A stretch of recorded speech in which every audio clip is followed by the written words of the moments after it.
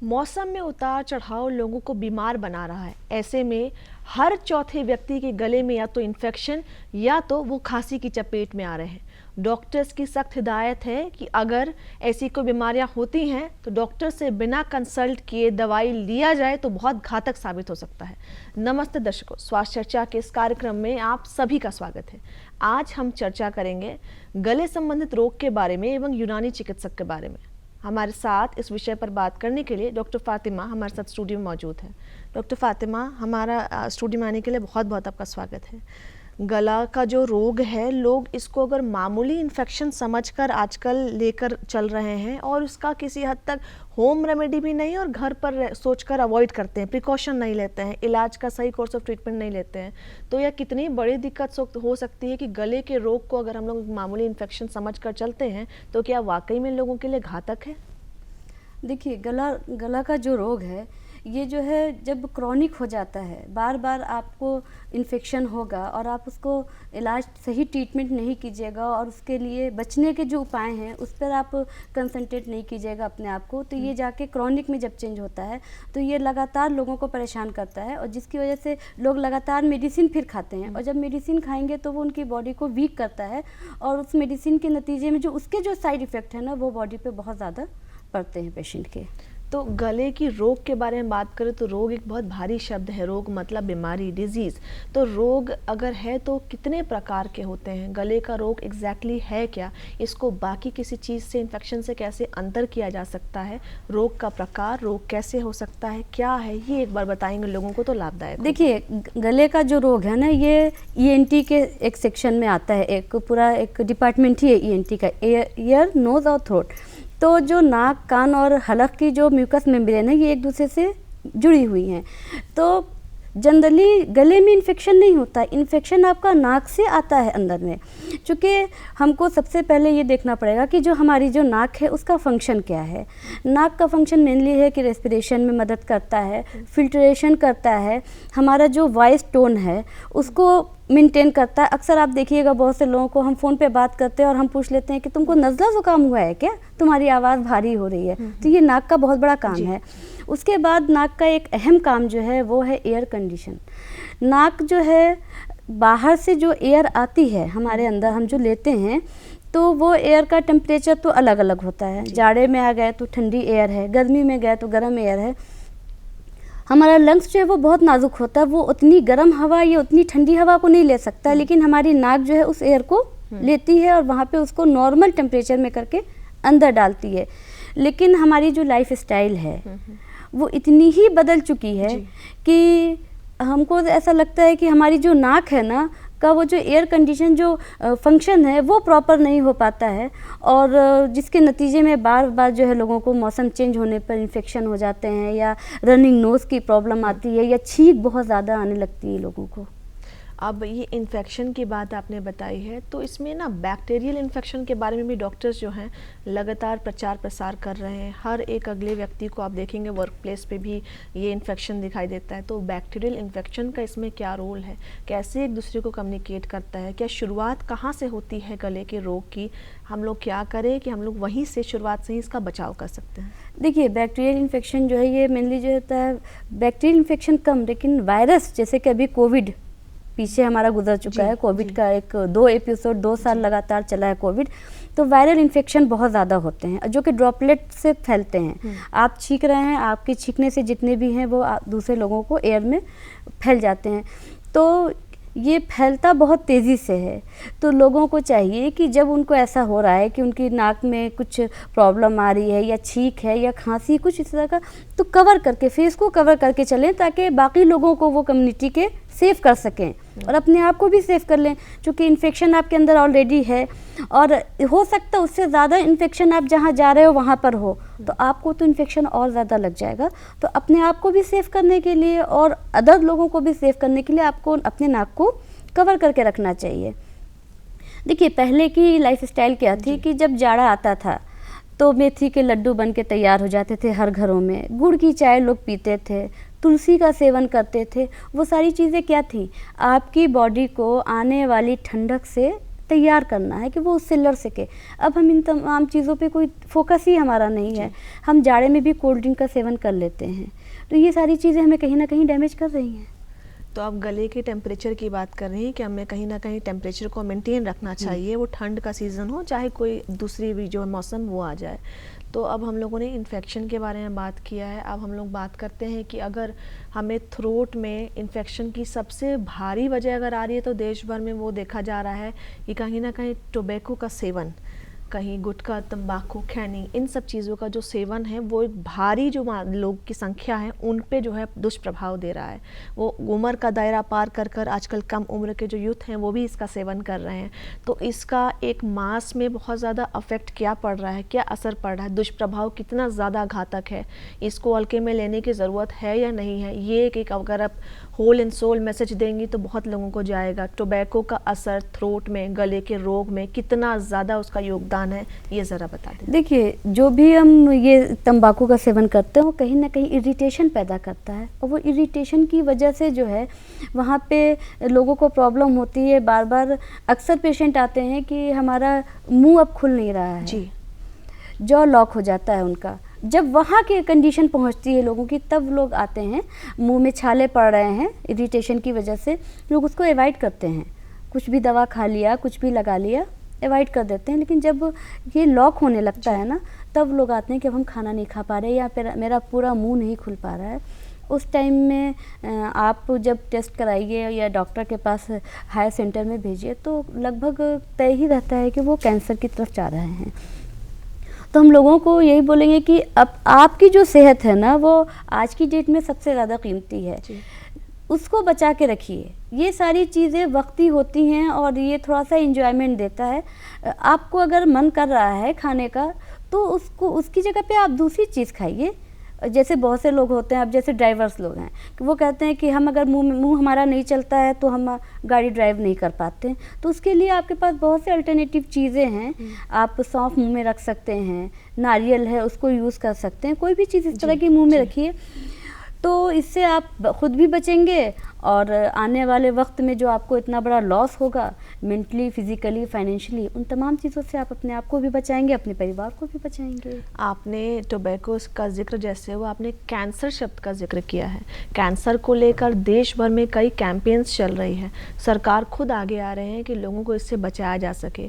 तो कैंसर की शुरुआत कैसे होती है? माउथ कैंसर अगर है या गले में वो प्रॉब्लम शुरू हो रहा है या रेस्पिरेटरी में कोई दिक्कत आ रही है, तो उसकी शुरुआत का सिम्टम्स क्या हो सकता है, हम लोग पहले ही कैसे रोक सकते हैं, किस तरीके से घाव जो है वो ट्यूमर या अल्सर में कन्वर्ट हो जाता है, इसके बारे में थोड़ा सा अगर बताएं। क्योंकि लोग आजकल ऑइंटमेंट्स का इस्तेमाल कर कर बिना प्रिस्क्रिप्शन के आगे बढ़ जाते हैं, तो किस तरीके से एक छोटा जो है अल्सर वो कितना आगे बढ़कर ट्यूमर कॉज कर सकता है, ये थोड़ा बताएंगे तो लोगों को जानकारी। देखिए, जब पेशेंट आता है और वो बोलता है कि हमको बार बार मुंह में छाला निकल रहा है, तो बार बार मुंह में छाला, ये जो हिस्ट्री होती है वो कहीं ना कहीं हमें सोचने पे मजबूर करती है कि बार बार क्यों हो रहा है। क्योंकि अक्सर पेट की गर्मी की वजह से भी लोगों के मुंह में छाले आते हैं। कभी कभी पेशेंट की हिस्ट्री होती है कि कोई चीज़ खा लिया या दांत के बीच में ज़बान या वो आ गया, तो उस वजह से भी छिल जाता है, कट जाता है। लेकिन जब बार बार ऐसा हो रहा है तो कहीं ना कहीं ये दिमाग जाता है। फिर जब उनकी फर्दर हिस्ट्री पूछते हैं कि भाई आप लोग गुटखा खाते हैं या पान खाते हैं, तो जब इस तरह की हिस्ट्री मिलती है तो हमें चाहिए कि हम सबसे पहले पेशेंट का प्रॉपर पूरा चेकअप करें और पूरा इन्वेस्टिगेशन करें।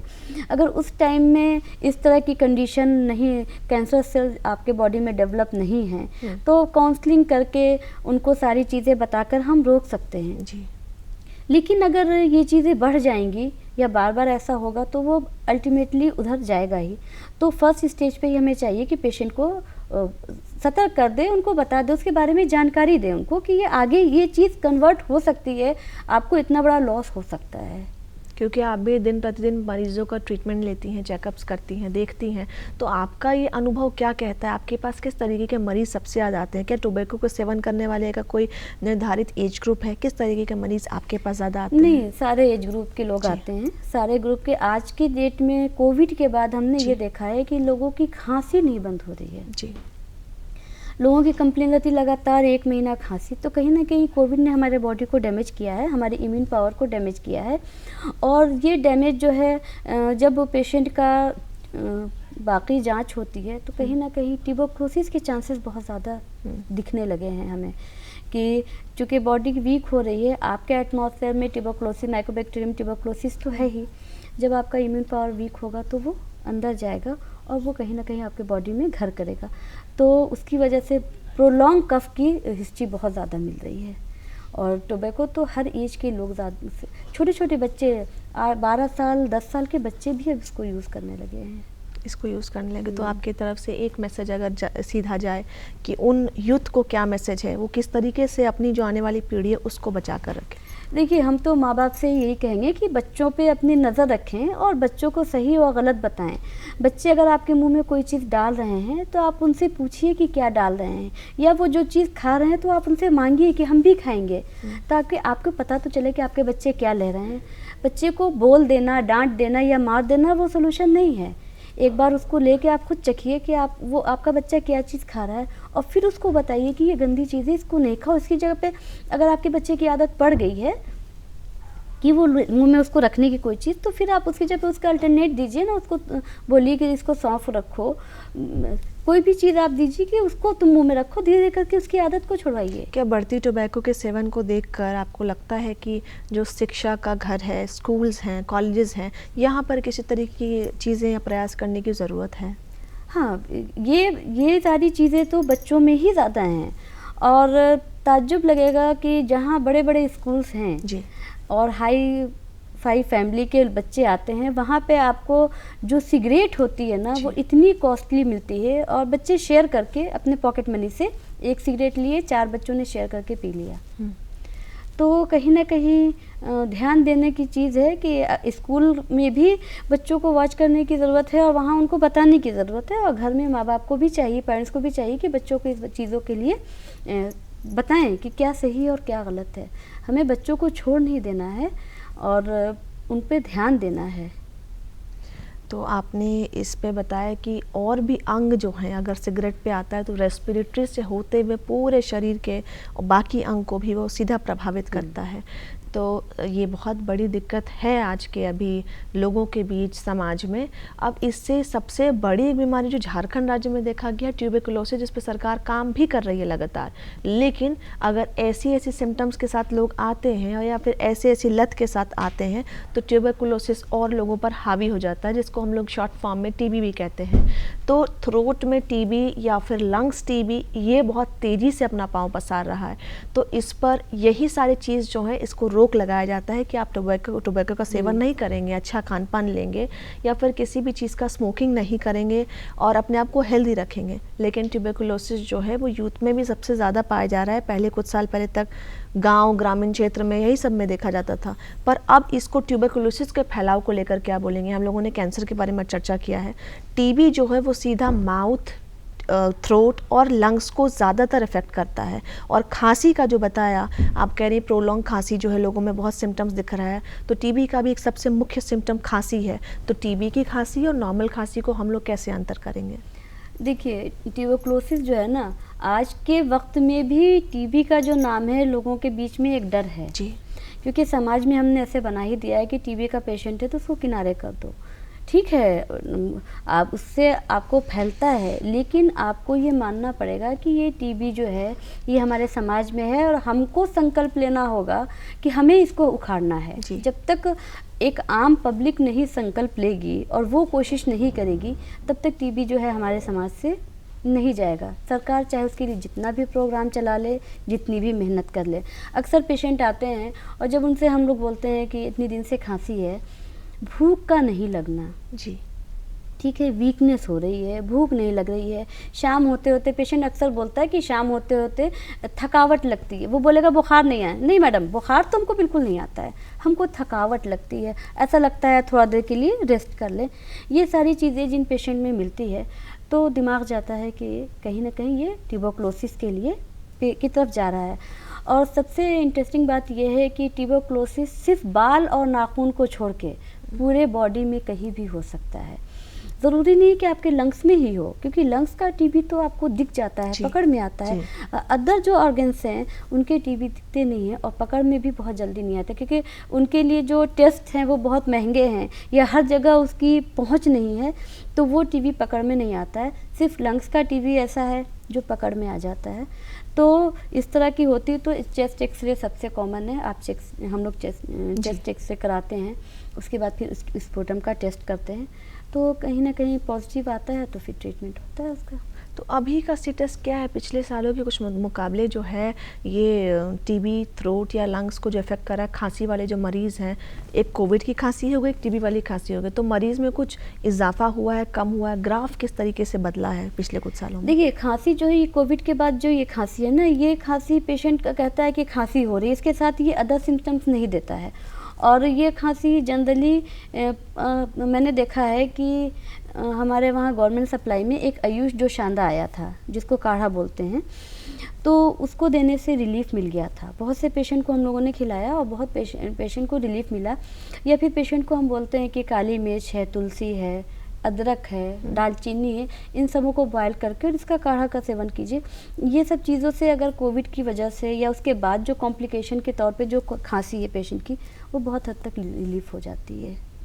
अब यह तो आपने बताया, हमने चर्चा किया ट्यूबरकुलोसिस के बारे में भी, जिसमें कहीं ना कहीं अब बदलाव देखने को लोगों के बीच मिल रहा है, जागरूकता देखने को मिल रहा है। अब एयर क्वालिटी जो है, वायु प्रदूषण जो कहते हैं, वो सबसे ज़्यादा हिट कर रहा है लोगों को, सबसे ज़्यादा तंग कर रहा है अपने थ्रोट पर, गले पर, रेस्पिरेटरी पर, और अगर रेस्पिरेटरी में आ गया तो बाकी भी जो अंग है उस पर भी प्रभाव पड़ना तय है। तो एयर क्वालिटी को लेकर हम लोग क्या कर सकते हैं? लोग एयर प्योरीफायर, ह्यूमिडिफायर जो लगा रहे हैं, वो कहीं ना कहीं थ्रोट में बार बार जो है सूखापन लेकर आता है। तो ये आजकल हर घर में दिखेगा आपको, बड़े शहरों में बड़ी बड़ी मशीन्स लगी रहती है एयर प्योरीफायर की, मॉल्स में तो लगा रहता है, लेकिन लोग अपने घर में भी अब इस्तेमाल करने को मजबूर हैं, क्योंकि एयर क्वालिटी जो है वो डेटोरिएट हो रहा है। तो वायु प्रदूषण से जो है लोगों पर क्या प्रभाव पड़ रहा है, हम लोग इसका कैसे जो है उपचार निकाल सकते हैं? देखिए, ये जो वायु प्रदूषण है ना, इसको हमने खुद से बुलाया है ना, ये हमारी अपनी देन है। पेड़ पौधों को हमने अपने आसपास से हटा दिया है, उसका ये साइड इफ़ेक्ट है। हमें चाहिए कि छोटे छोटे इंडोर प्लांट जो आते हैं ना, उसको हमें अपने घरों में लगाना चाहिए, ताकि हमारे घर की जो एयर है वो प्यूरीफाई हो जाए। हम इन सब चीज़ों पे ध्यान ही नहीं देते हैं, पेड़ काटना शुरू कर दिया, पेड़ लगाते नहीं हैं। कितना भी आप एयर प्यूरीफायर लगाइएगा, ये जो पेड़ हमारा काम नेचुरली कर रहा है ना, वो नहीं हो पाएगा, और जिसका ये सारा कॉम्प्लिकेशन हो रहा है, हमारी बॉडी पे आ रहा है।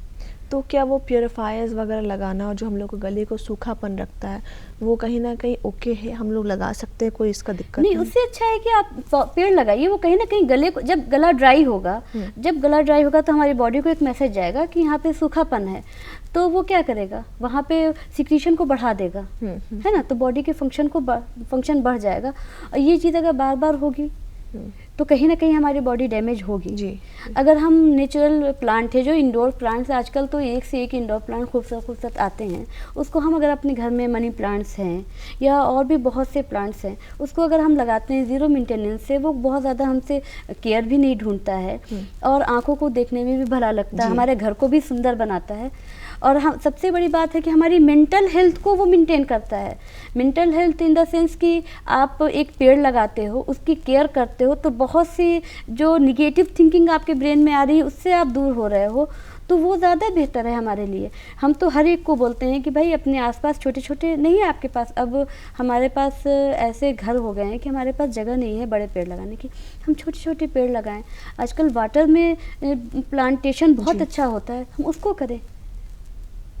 इससे कहीं ना कहीं लोगों पर, घर वालों पर अच्छा असर पड़ेगा, और सांस भी जो है वो फ्रेश लोग एयर ले पाएंगे। तो अब इससे ही कनेक्ट करके एक सबसे बड़ी समस्या जो आज दिखाई दे रही है, वो अस्थमा भी है, जो छोटे बच्चों में भी, नवजात से लेकर बुजुर्ग में भी अस्थमा जो है वो डेवलप हो जा रहा है। तो अस्थमा जो है वो कहीं ना कहीं रेस्पिरेटरी से सीधा जुड़ा हुआ है। तो अस्थमा को हम लोग कैसे बेटर कर सकते हैं, इसका क्या यूनानी चिकित्सक में कोई उपाय है? रेस्पिरेटरी को हम लोग कैसे रखें कि अस्थमा अटैक से बच सके? अस्थमा अटैक में सांस लोगों को लेने में दिक्कत होने लगती है, कुछ देर के लिए क्षणिक होता है पर तकलीफ आती है, तो ऐसे में हम लोग के पास कोई चिकित्सा में कोई उपाय है, कोई उपचार है, और अस्थमा किस तरीके से क्योर कर सकते हैं, रेस्पिरेटरी में क्या करें, या मेंटल हेल्थ को कैसे बेटर रखें कि अस्थमा अटैक से जो लोग हैं, यूथ हैं, बच्चे हैं छोटे, वो बच सकें। देखिए, अस्थमा तो अभी बहुत ज़्यादा कॉमन हो गया। उसका रीज़न ही यही है कि हमने अपने माहौल में या अपने एटमॉस्फेयर को इतना छेड़छाड़ किया है, जिसके अब छोटे बच्चे जो होते हैं उनको हम नेचुरल सांस लेने नहीं देते हैं जी। या तो अगर ठंडक है तो हीटर या गर्म सांस उसको दे रहे हैं रूम में पैक करके, अगर ठंडा गर्मी है तो उसको एसी की हवा दे रहे हैं। वो कहीं ना कहीं उनके बॉडी पे तो असर करती है। सबसे पहले तो छोटे बच्चे हों या बड़े हों, उनको नेचुरल एयर लेने की कोशिश करनी चाहिए। ये अस्थमा जो होता है ये एपिसोडिक होता है, अटैक के तौर पे होता है। बहुत देर के लिए, थोड़ी देर के लिए आपको सांस में तकलीफ होगी, सांस रुक जाएगी, उसके बाद फिर आप नॉर्मल हो जाइएगा। तो ऐसे टाइम में हमको चाहिए कि खुली जगह पे रहें। ऐसे पेशेंट को चाहिए कि वो खुली जगह पे रहें। खान पान में अपना ऐसी चीज़ नहीं खाएं जो कि ठंडी हो, ठंडी चीज़ों को परहेज़ करें, ठंडक से परहेज़ करें, तो बहुत हद तक जो है वो अपने आप को कंट्रोल कर लेते हैं। तो ठंडक से अगर प्रिकॉशन लिया जाए तो हो जाए। रेस्पिरेटरी में जो हम लोग इनहेलर्स लेते हैं ऊपर से, वो कुछ लोग बिना प्रिस्क्रिप्शन के आगे बढ़ जाते हैं, तो एक बार अगर उस पर बताएंगे, इनहेलर्स जो लोग ले रहे हैं, छोटे बच्चों से लेकर बड़े लोग सेवन कर रहे हैं, कहीं ना कहीं डोज पार हो जाता है, तो उसका हमारे गले पर क्या असर पड़ता है और लंग्स पर कैसे जाता है? देखिए, कोई भी चीज़ है जो हम बाहर से ले रहे हैं, वो तो हमारे बॉडी को एक, अगर उसकी जो क्वांटिटी है उसमें अगर लेते हैं तो ठीक है, लेकिन अगर उससे ज़्यादा ले रहे हैं तो बॉडी को तो उसका प्रभाव देखना पड़ेगा। एक टाइम ऐसा आ जाता है कि जब आपकी बॉडी जो है उससे एकदम नोन हो जाती है कि अब ये चीज़ जो है हमको लेना है, तो वो उसका रिएक्शन नहीं देती है, तो असर ख़त्म हो जाता है। हमारी यूनानी चिकित्सा पद्धति में हम लोगों ने कोविड के टाइम में भी यूज़ कराया। चूँकि कोविड अचानक आया था तो हमारे पास कुछ नहीं था, तो उस टाइम में हमने एक दिमाग लगाया कि कुछ तो नहीं है, घर में तो देगची है, आपके पास पानी है, अजवाइन होता है हर घर में, या आराम से मिल जाएगा, कपूर मिल जाएगा, पुदीना मिल जाएगा। अजवाइन, पुदीना और कपूर तीनों को लेके एक पोटली बनाया, पेशेंट को कहा कि इसको पानी में डाल के इसकी भाप लो। वो बहुत अच्छा काम करता है आपके रेस्पिरेटरी ट्रैक्ट पे। और मुझे लगता है कि जितने लोगों ने उसका सेवन किया है, बहुत हद तक वो लोग कोविड से लड़े हैं और बचे हैं जी। उसका जो है मतलब कि जो कॉम्प्लिकेशन था, उस कॉम्प्लिकेशन से लोग बचे हैं। और आज भी हम पेशेंट को यही बोलते हैं कि जो स्टीम लेना है ना, उस स्टीम को ये चीज़ें डालो, ये नेचुरल चीज़ें हैं और ये आपके बॉडी को जो नेचुरली जो है ठीक करेंगी, तो आपकी बॉडी जो है प्रोलॉन्ग जो है वो काम करेगी इस पर। गले के रोग के बारे में अगर लोगों को एक धारणा है कि कम्युनिकेबल है, मतलब फैलता है, तो अगर फैलता है तो ये कितना ज़्यादा फैलाव का इसका दायरा रहता है, कि कैसे क्या सिम्टम्स से लोगों में फैलता है? गले का रोग को लोग को संकोच करना चाहिए या बाहर निकलकर ट्रीटमेंट पे, डायग्नोसिस पे ध्यान देना चाहिए? ये अगर आप एक मैसेज देंगे। देखिए, गले का रोग जो है, जैसे कि खांसी होती, ड्रॉपलेट इन्फेक्शन है, खांसी हो रही है, छींक आ रही है, तो भाई वो फैलता है। लेकिन लोग मास्क का यूज़ कर लें और अपने आप को कवर करें और डॉक्टर के पास जाएं। खुद डॉक्टर ना बन के बैठ जाएं। बहुत से लोगों को देखा है कि अब गवर्नमेंट सप्लाई में जो कफ सिरप आता है, लोगों ने अब क्या किया, एक फैशन बना लिया। आते हैं कि हमको कफ सिरप दे दीजिए, और वो कफ सिरप वो क्या करते हैं, उसमें अल्कोहल होता है, तो वो उसको ड्रिंक के तौर पे यूज़ करते हैं। तो कफ सिरप का जो है ज़्यादा सेवन मत कीजिए, क्योंकि उसमें थोड़ा बहुत अल्कोहल मिला होता है, तो उसका एडिक्शन हो जाता है, तो फिर वो आपको मतलब फ़ायदा नहीं करता है। कितने लोग होते हैं कि मैडम 4-5 तरह का कफ सिरप हमने यूज़ कर लिया है, अब मेरे बॉडी पे, अब मेरी खांसी से कोई फ़र्क ही नहीं पड़ता है, खांसी ख़त्म ही नहीं होती है कफ सिरप यूज़। क्यों? क्योंकि आपने जो है ना, अब जैसे देखिए, अब कोई नया चेहरा जब हम देखते हैं ना, तो उसको पहचानने में हमको टाइम लगता है, लेकिन जब वो चेहरा बार बार हम देख रहे हैं तो हम जानते हैं कि ये कौन है, इसका नेचर कैसा है, ये मेरे साथ इसका बिहेवियर कैसा होगा, तो फिर हम उसको उसी तरह से ट्रीट करने लगते हैं। तो बॉडी भी हमारा यही है, बार बार आप कफ सिरप ले रहे हो, बॉडी को मालूम है कि ये आएगा, इसके साथ हमको कैसे रिएक्ट करना है, तो वो खांसी पे फिर असर नहीं होता है, फिर खांसी कम नहीं होती है। आपने बहुत अच्छी चीज़ जिक्र की कफ सिरप के बारे में। कफ सिरप का जो इस्तेमाल है वो तेज़ी से बढ़ रहा है, तो कफ सिरप के साथ साथ अगर एक नाम जुड़ेगा तो वो एंटीबायोटिक का हो गया, जहाँ लोग बिना डॉक्टर को कंसल्ट किए, पर्चा लिए, बिना प्रिस्क्रिप्शन के दवाई दुकान पहुँचते हैं और एंटीबायोटिक का सेवन करते हैं, जिस पर उन पर कोई दायरा नहीं है, उन्हें जानकारी नहीं है डोजेज क्या है। तो एक अगर मैसेज इस पर कि एंटीबायोटिक और इन सब का अगर गले की खराश आती है तो मामूली इन्फेक्शन समझ के सीधा एंटीबायोटिक लेते हैं, आधे से ज़्यादा आबादी जो है, तो उसको आप इनको क्या बताएंगे? देखिए, एंटीबायोटिक का काम क्या होता है? बैक्टीरिया को किल करना, ठीक है।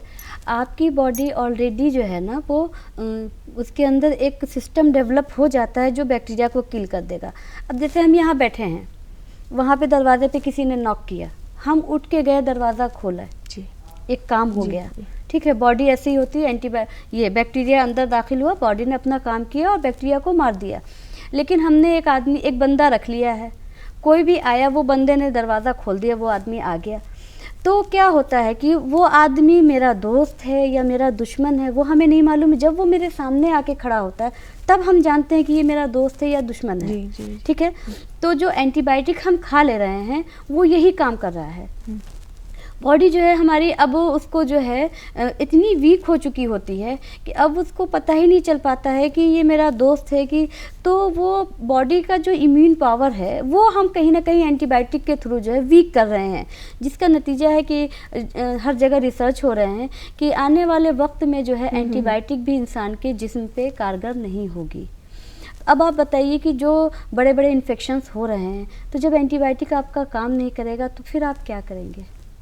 इसीलिए छोटी छोटी बीमारियों में बॉडी को अपना काम करने दीजिए, वो डिफेंस कर लेगी, वो आपकी बीमारी से लड़ लेगी। आप सिर्फ सपोर्ट कीजिए अपने बॉडी को कि गर्म पानी से गलाला कर लीजिए या काढ़ा बना के पी लीजिए, इस तरह का काम कीजिए। कोल्ड ड्रिंक को अवॉइड कीजिए, ठंडी चीज़ को अवॉइड कीजिए, चावल मत खाइए, खट्टी चीज़ मत खाइए, ये सारी चीज़ों को आप अवॉइड कीजिए।